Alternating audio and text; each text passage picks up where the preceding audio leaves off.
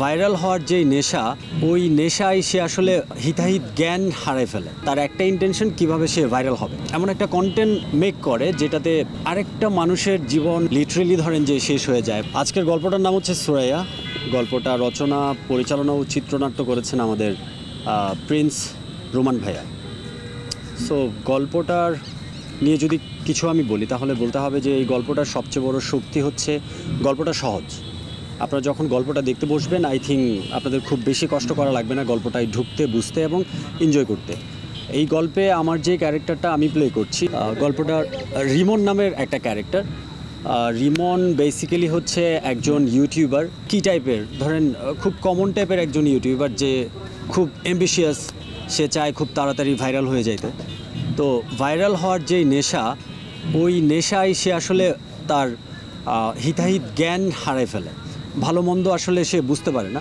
তার একটা ইন্টেনশন কিভাবে সে ভাইরাল হবে। বেসিক্যালি সে ভাইরাল হওয়ার যে তাড়াহুড়ো, সেটা করতে গিয়ে এমন একটা কন্টেন্ট সে মেক করে যেটাতে আরেকটা মানুষের জীবন লিটারেলি ধরেন যে শেষ হয়ে যায় বা ধ্বংস হয়ে যায়।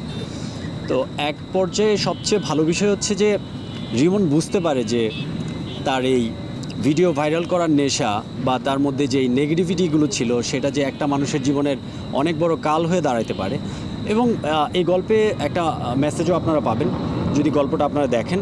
তাহলে আসলে একটা মানুষের অস্থিরতা, নেগেটিভিটি থেকে বের হয়ে এসে তার নিজেকে খুঁজে পাওয়া, আবার চেষ্টা করা যে কিভাবে মেয়েটার জীবনটাকে ঠিক করে দেওয়া যায়। অ্যাটলিস্ট ঠিক করতে না পারুক, তার যে চেষ্টাটুকু সেটা সে করে। সে নিজের ভুল বুঝতে পারে, সে আত্মসমর্পণ করে, পুলিশের কাছে যায়, শাস্তি কামনা করে। সো আমাকে আসলে এই গল্পের রিমনের যেই ক্যারেক্টার গ্রাফ, এটা আমাকে খুব বেশি ইন্সপায়ার করেছে।